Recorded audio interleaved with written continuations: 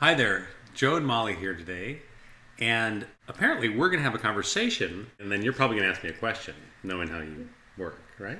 Probably. Okay, This good. is a question that people ask fairly frequently, not just of us, but I see people asking other people this. So here's the question: how many times a week should we be having sex? My answer? Yes, your answer. As many times as we can squeeze it in. Yeah. But would you say that the number of times a week you have sex or number of times a month you have sex is an indicator of the quality of your sexual relationship? Probably not.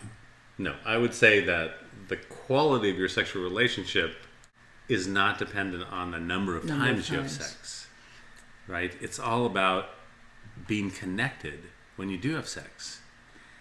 That's so much more important than just, this disconnected sexual act that, we might have time and time again. A few days ago, you said that I would rather have mind-blowing, fabulous sex once a month than crappy sex 3 times a week. Absolutely. That's what you said. That's right. And I still hold that. Right? It's still true. Months ago, we had an interview we did with a couple, and they both traveled a lot. And they said they had sex about once every 4 months because they didn't get together that often. But they said when they did, it was great. Yeah, like the whole weekend's devoted to it, and they totally feel like their sex life is absolutely full and wonderful for them, even though they probably have sex like 4 times a year. They were both totally fulfilled. Yeah.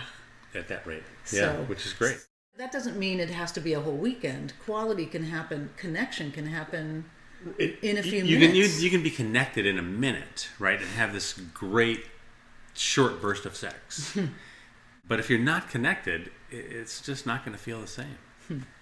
So. Yeah, and there was one other thing that you've been saying recently, which I wanted to put out here because this was just so great. You said to me, we live in a house where there's kids and people around, and we run a business out of the house. So you said, well, how do you make enough time for sex? And you came up when with... everybody's out of the house, that's when you make time, right? You said sex first. Oh, that's when right. Everybody's out of the house, right? We don't go off and make dinner. We don't go...